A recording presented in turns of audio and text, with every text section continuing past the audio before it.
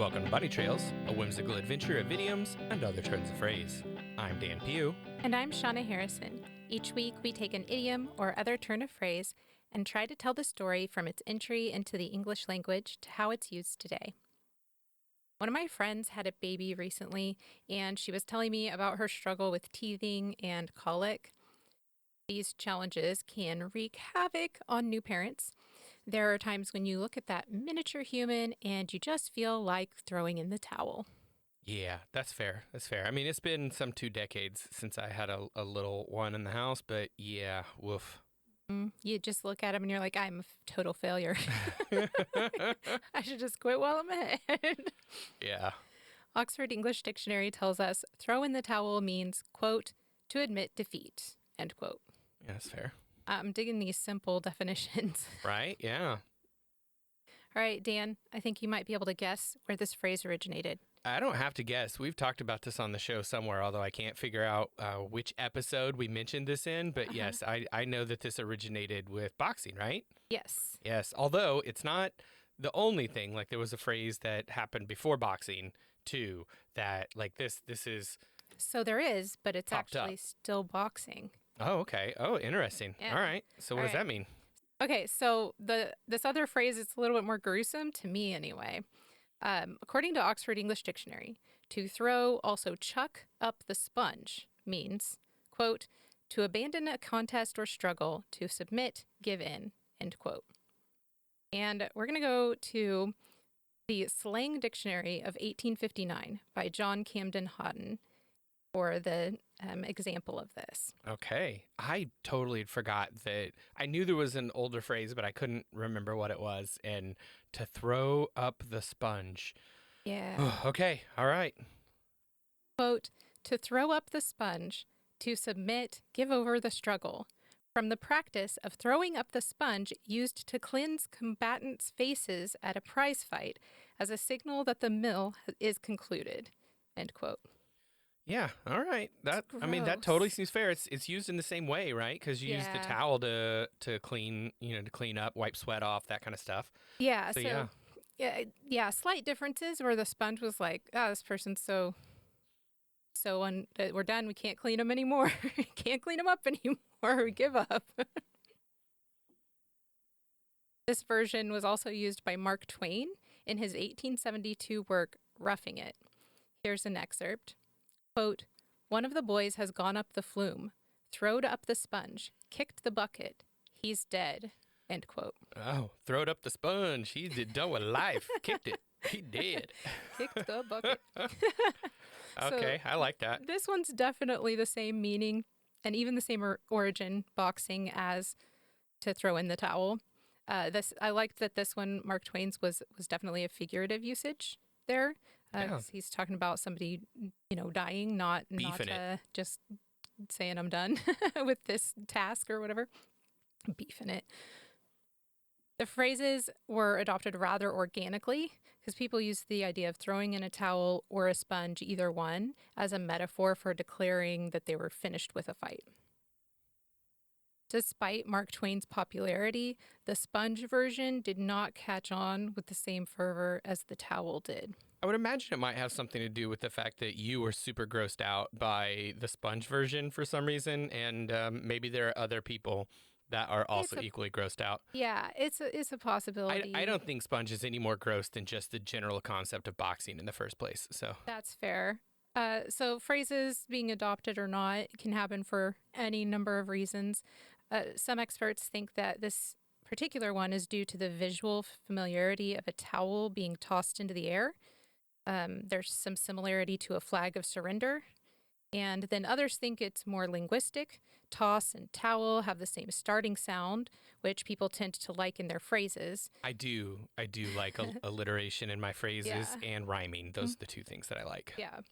And then throw and toss they're not exactly the same, but they're closer than toss the sponge. They should have just throw said the something like sponge. splooge in the sponge. Yeah, no, they should not. That's It's terrible. the worst. I think that's illegal. I regret having said that.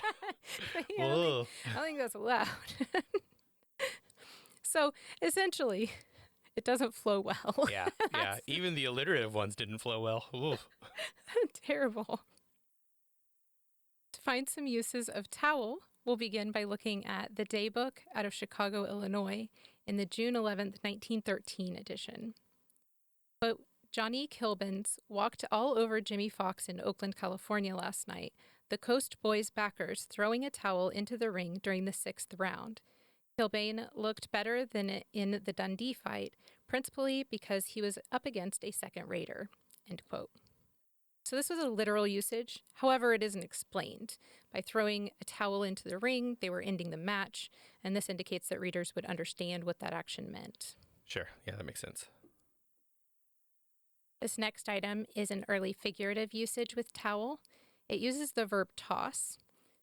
The Moods of Ginger Mick is a 1916 work by C.J. Dennis. The title page includes the text, quote, dedicated to the boys who took the count, end quote.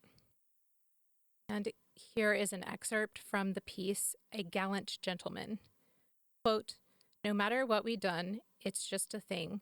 I know we'd do if once we got the show.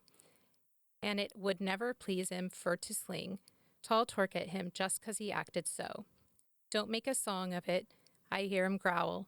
I've done me limit and tossed in the towel, end quote.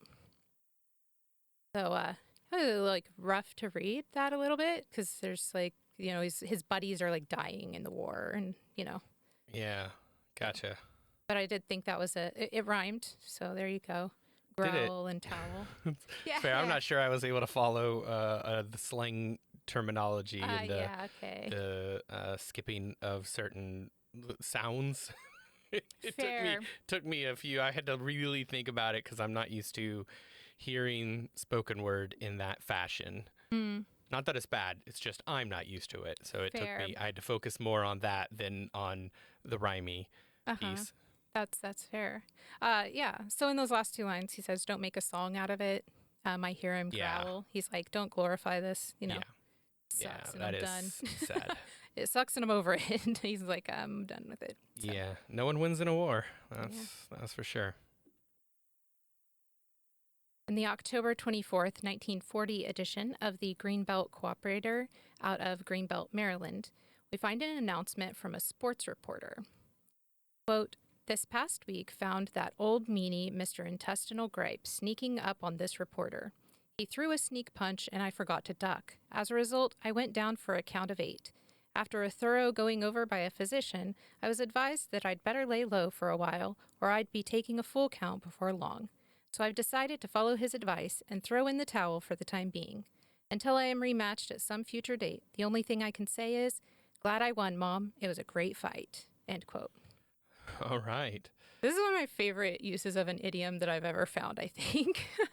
Wow. Yeah. That's nice. He's got lots of those. I mean, the whole thing is metaphorical with boxing things. You know, down for a count of 8 means like he was almost out, but not quite. You know, so like close. It almost really got it. Almost to death's door here. Yeah. Yeah. So I thought it was fantastic. Journalism is known for using turns of phrase. That's true. But I think that this one is like I like so much because it wasn't totally in your face. It was just. You know, it wasn't like, oh, we're making this the title, you know. He wrote it as part of the piece, and it all tied together to what he does. So I thought that was cool. Yeah, I like the fact that he used enough of these things that you could use context clues to piece together what he was saying, even if you didn't really understand the sport he was talking about. Right. Up next is a comic strip from May 13th, 1952 of the News and Views out of Jacksonville, North Carolina. This is the comic strip Ozark Ike, and it shows 3 panels of a baseball team. The coach is the speaker in this strip. He's actually got thinking bubbles above his head throughout. Quote, a broken ankle, so there goes our shortstop for most of the season at least. And such is the life and headaches of a manager. Just when we're ready to move with Ozark Ike back in the left field, boom, we lose Zaylen, the key man of our infield. But we won't throw in the towel. The Ozark Kid's big bat in the lineup. Nobody can count us out of the pennant race. Not until October, anyway. End quote. Nice. He's overthinking it, I believe. I don't know. I mean, maybe not. the injuries in all sports injuries are pretty brutal. So you just gotta, and then broken ankle sounds awful. Frankly. Yeah, and he's like, it's not over till it's over. Which American baseball, at least traditionally, the playoffs are in October. Mm. So, but yeah, I always found the comic strips to be quite interesting in older newspapers because a lot of them weren't meant to be funny. They're meant to be a serialized thing, like almost like a graphic novel type of thing, but like it's a serialized thing. So when I look back and I see things and I'm like, this isn't funny at all. It's not meant to be funny. It's meant supposed to be funny, right? It's meant to be a serialized thing because at this point it's 1952, right? And they've got televisions, but they're just becoming widespread. So everyone still gets most of their news from the newspaper itself. So the vast majority of people are reading the newspaper, and this is a way to continue to sell newspapers, is to have these serialized strips in there. Right. These were their stories. In the Evening Star, April 7th, 1963, out of Washington, D.C., we find the daily broadcast schedule for the week, and the following is one of the items listed for April 10th, 1963. Quote, Beverly Hillbillies, comedy. Leo the Lip Dorature is ready to throw in the towel when his caddies, Jed and Jethro, cause him to blow a golf match at the posh Wiltshire Country Club, until he discovers Jethro to be one of the greatest baseball pitching prospects since Sandy Koufax. End quote. I used to love watching the Beverly Hillbillies because it's basically these folks, and it tells you right in the song, the TV show's lyrics, right? It's like they're a bunch of hillbillies, and then they were out shooting one day or hunting or whatever, and found that they struck oil, and so then they packed up their stuff and they moved to Beverly Hills. So the Beverly Hillbillies, and so now it's basically a bunch of overly stereotypical country yokels that are living in posh Beverly Hills, and that is where the vast majority of the comedy comes from, is these clashing of different types of worlds, of their cultures. Yeah. Exactly. Fun. Yeah, it is. It's very, very interesting. And Jed was, I believe, the dad, played by Buddy Ebsen, who originally was set to play originally did play the Tin Man in The Wizard of Oz. But they covered him, that gray stuff that they covered him in to play the Tin Man, he was allergic to and almost died. So they had to replace him because he was in the hospital for so long trying to come back from that. That's terrifying. Yeah, that's awful. Man. Also, the poppy fields in Wizard of Oz was asbestos, so that can't have been good for anyone. Oh, my. Oh dear. Okay. Yeah. Anyway, my point is, I love Beverly Hillbillies. It was a really great. Was a really great show. Yeah, I might have got off track there, but you know what? The show's called Bunny Trails, guys. It just is. Trails multiple. Well, we have several modern uses to cover, and we're going to get to those right after we say thank you to our sponsors. This episode is sponsored by our amazing patrons on Patreon. And the cool thing about Patreon is it is 100% free to join the Bunny Trails community. We have new things every weekday on the feeds. On Mondays, we have a conversation about what movies, shows, books, podcasts, and whatever else everyone is enjoying. Tuesdays see early access to the week's podcast. Wednesdays have all the links, books, songs, and other content mentioned in the week's episode. Thursday has patrons-only polls. And Fridays are our lightly edited, behind-the-scenes video featuring all the cut content, goofs, and bonus facts you could imagine. We've got some other pretty cool stuff too, like original digital artwork once a month made by me, and direct access to talk with us. No algorithms getting in the way of what we see or don't see. Plus, you can get awesome name recognition like Pat Rowe does every episode. And our top spot is currently occupied by the amazing Mary Halsig Lopez. You can join the Bunny Trails community for free at Bunny Trails Pod on Patreon. That's patreon.com/bunnytrailspod. Well, you can't talk about boxing without talking about a movie series, which is, of course, Rocky. It's an iconic series that most people are aware of, whether they've ever seen a second of any of the movies or not. Right. there's a significant scene in Rocky IV during the fight between Apollo Creed and Ivan Drago. Rocky holds the towel. He's the corner and man, and he hesitates to throw it as Apollo gets brutally beaten. This follows Apollo's earlier insistence not to stop the fight. So Apollo didn't want him to stop the fight. Tragically, Apollo is fatally injured, and Rocky regrets not throwing in the towel sooner to save him.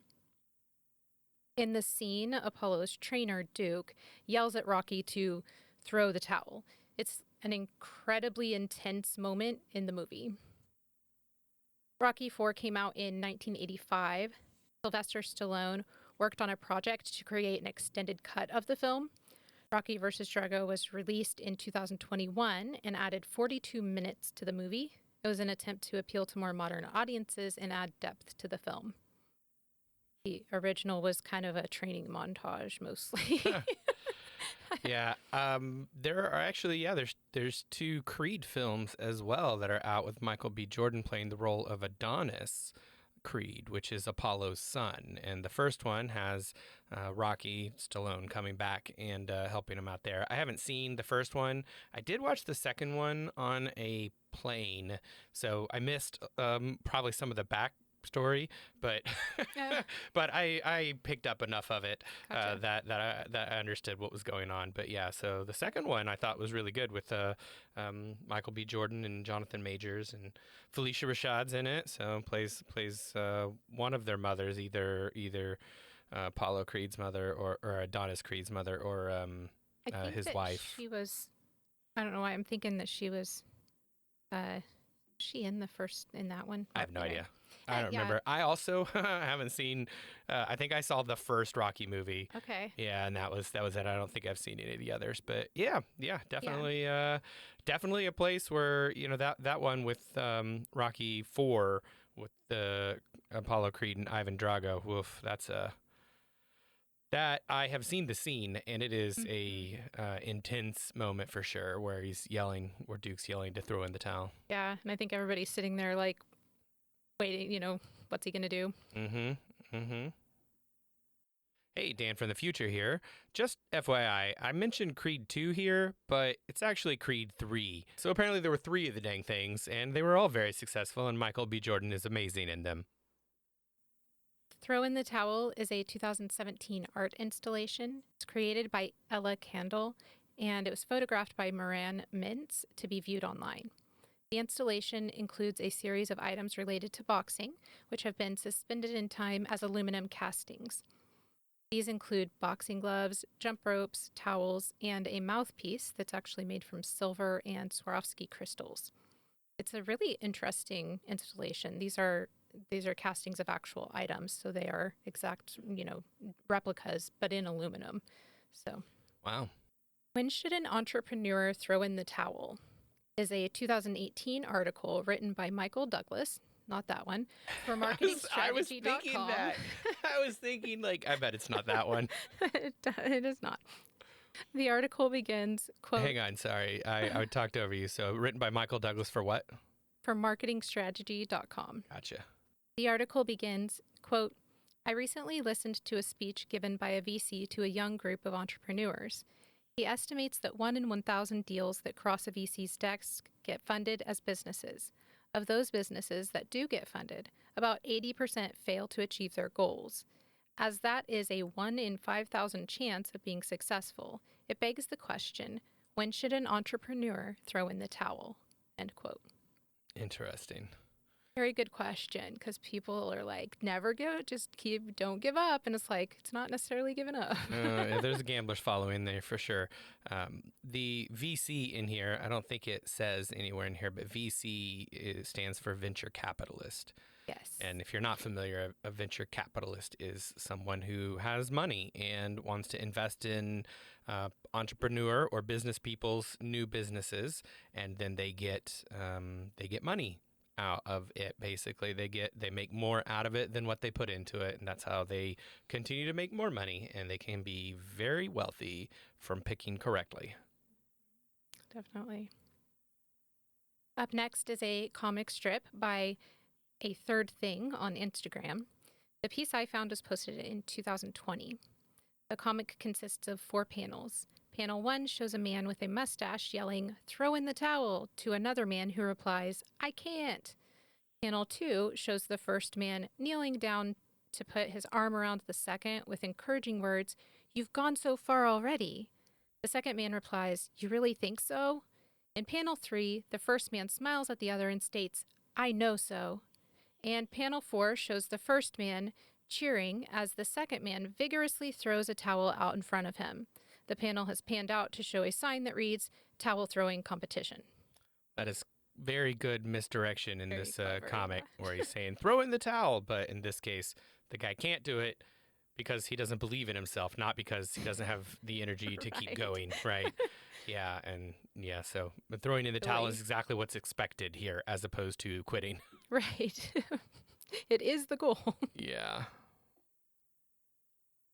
The official music video for Throwing in the Towel was published on YouTube in 2024.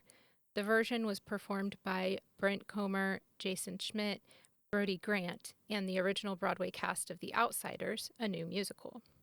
In the song, Throwing in the Towel from The Outsiders musical, Daryl and Soda Pop express their fear and frustration and exhaustion as they struggle to cope with Pony Boy's disappearance and the overwhelming pressures on their family.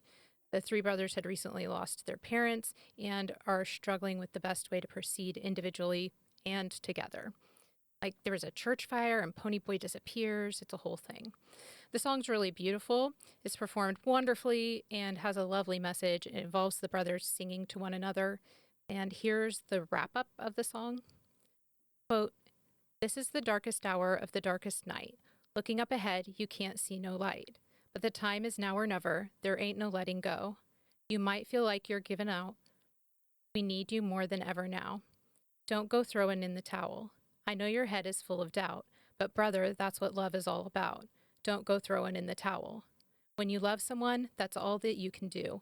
There ain't no throwing in the towel." End quote. And I'm going to read a little bit more of those lyrics during our behind the scenes, which airs every Friday and is available at patreon.com/bunnytrailspod. I found a motivational wall decal for sale on Amazon, and it reads, quote, "You can throw in the towel or you can use it to wipe the sweat off your face," end quote.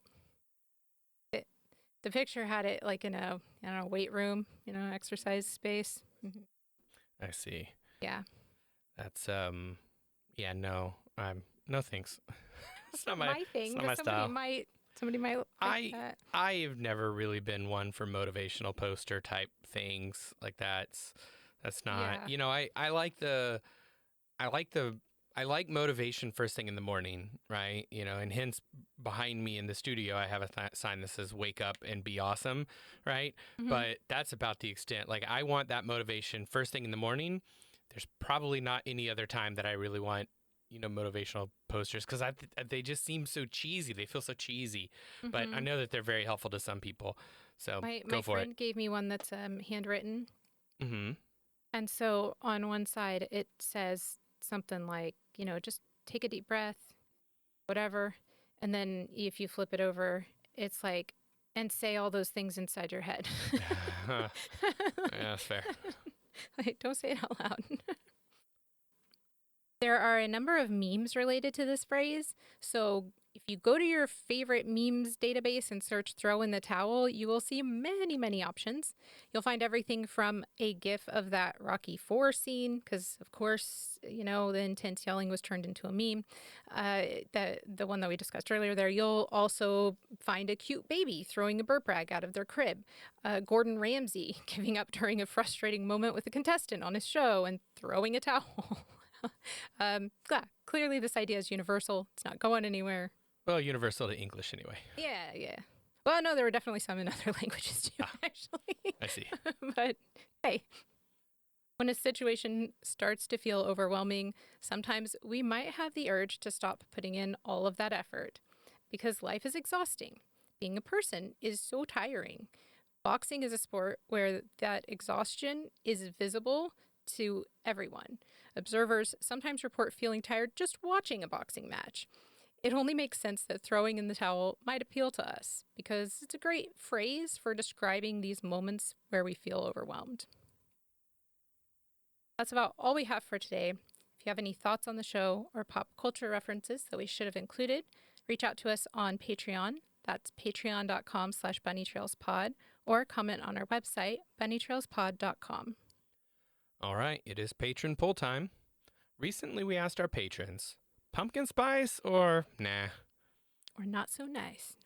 Is that the phrase? Pumpkin spice or not so nice? Interesting. Probably should be. Okay. All right. I mean, I am a fan of rhyming, so I'm not complaining here. So a majority said no, thank you. Well, okay, so no. But the rest said in some things. Chan says, quote, "I'm okay with it. I won't go out of my way for it, but I'll have it a few times over the season," end quote. I don't mind pumpkin spice coffee drinks and such. I love pumpkin spice desserts. But I'm not waiting for it each year. Like, I've seen some people be excited. I'm happy when it's time. Then I'm good with going back to like regular lattes for the rest of the year. JGP shared, quote, "Pumpkin baked goods are delicious. Pumpkin pie, pumpkin bread, pumpkin cookies, etc., etc. But the pumpkin spice trend has gotten out of hand. I like all of the spices that make up the pumpkin spice blend. Cinnamon, nutmeg, ginger, cloves, and allspice. But I don't need them in drinks or whatever." End quote. See, that's a solid answer.